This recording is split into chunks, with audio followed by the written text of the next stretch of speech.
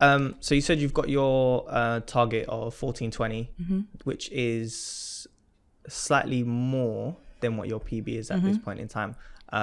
How do you feel that journey is going to be this year? Because obviously you've been training since, say, October, November, so you kind of have an idea where you're at the moment and what you could do in between now and British Champs. And what is it like knowing that you've got such a long season? Because Champs isn't until September, October, yeah. Like, how is your timetable gonna change from like previous years? Because you've got such a long time frame now. Are you gonna compete more, train more, try and mix the two? Like, how do you find like making those targets? Because I know some people will, once they're in season, they'll kind of just compete and that'll be their training session. Some people will do a couple of competitions here, drop off, go back into heavy training. What do you think? I think that every year that I have, I'm constantly chasing standards and targets to get a certain distance to be able to make championships. And I think this year is perfect for me because I've got a long time period to be able to get a distance in. And if I'm going to do it, this is going to be the year. So fingers crossed I can get some competitions out and hopefully get the standard.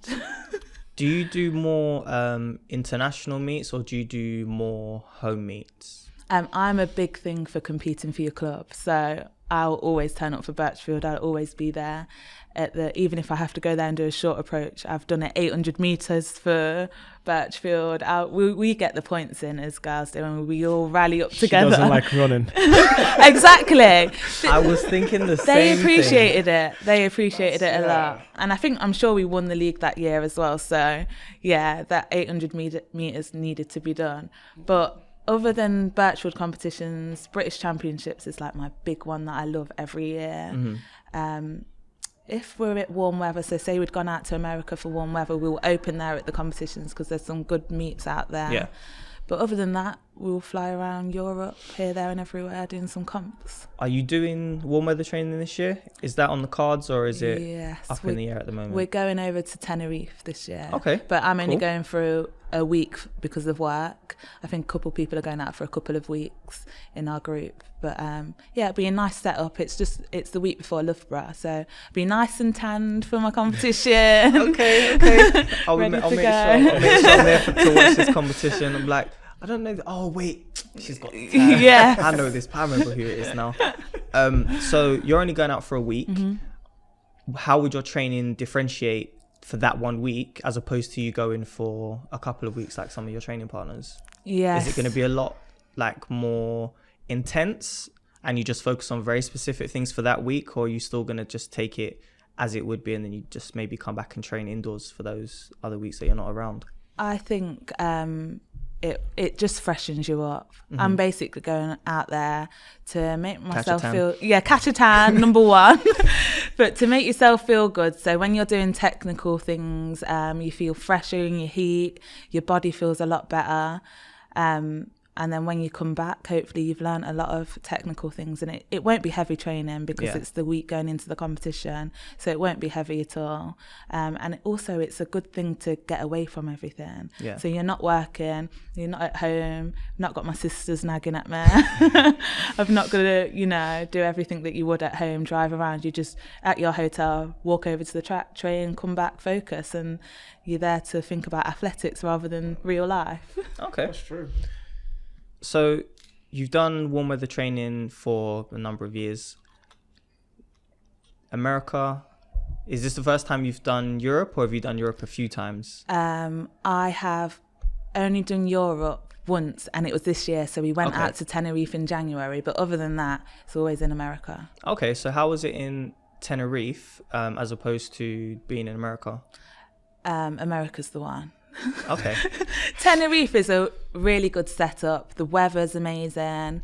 The track is quite busy, but as the jumpers, it doesn't matter to us because we can share the pit. But I can imagine as a sprinter or a long distance runner, it's going to annoy you because there's a lot of people on the track. But it's a great setup at Tenerife. But in America, the facilities are out of this world, to the ice baths, the weather, the shops, the food, everything. When you're out there, how long do you normally go for? Because I know it's quite a long, it's a long journey. I know some people go for like a month. What's the longest time you've been away for warm weather? I think the shortest time I've been to America is 2 weeks. Yeah. That was the last time I went, but I went before for 3 weeks. I went for 6 weeks to Florida, to Orlando and Miami. I'd done a couple of meets out of there, and I broke it down by a couple of my friends came out to meet me and chill with me, which was pretty cool. But the year before that, I was really lucky. So I went to the we went out for 3 weeks as a competition, and my agent at the time, KZ Sports, shout out to them. He's actually in my training group, Zeeks, and he was out there and he says, "Oh, you've actually been accepted to a meet in Jamaica whilst I was in America, but you have to stay here for another 3 weeks on your own." And I was like, "Oh, staying out here." So what I did, I said, yeah, I've never been to Jamaica. I like flying. I like holidays. I'm going to go there and I'm going to jump. I mean, like it's 3 weeks with your favourite things, food, exactly. shopping, sun. It's not bad when you take into consideration. Yeah. I mean, 3 weeks out there as opposed to 3 weeks living here on your own. Kind of different. Yeah. So I stayed, booked a car, stayed at a couple of people's houses that was already there on warm weather, and then I booked into a hotel for another time. And then my friend was in Miami, so I drove down to them and stayed with them, and I flew from Miami over to Jamaica, and I got to compete out there. So in total, I think I was there for 6 weeks when I only thought I was going to be there for 3. And because I didn't have a full-time job at home, and I was a free agent, so I could just kind of go anywhere and try and jump far. And I went out there. It was a good comp, good experience, really hot. Yeah. I can different imagine. Kind of heat, yeah. Was it like that sticky kind of heat where you almost couldn't breathe, and after the jump you're kind of like, what have I been training for? Like, exactly. I didn't feel fit at all. So I can remember running down the runway, and it was Lloyd Cowan. He was there, and he was helping me out for his runway. So as Lloyd is, he came down, put his chair down, and I've ran through, and I've came up to him saying, "Oh, how was that?" And he says, "Laura, wipe your forehead." When I'm stepping in, 30 bottles of the zoo till I'm sentimental. I had to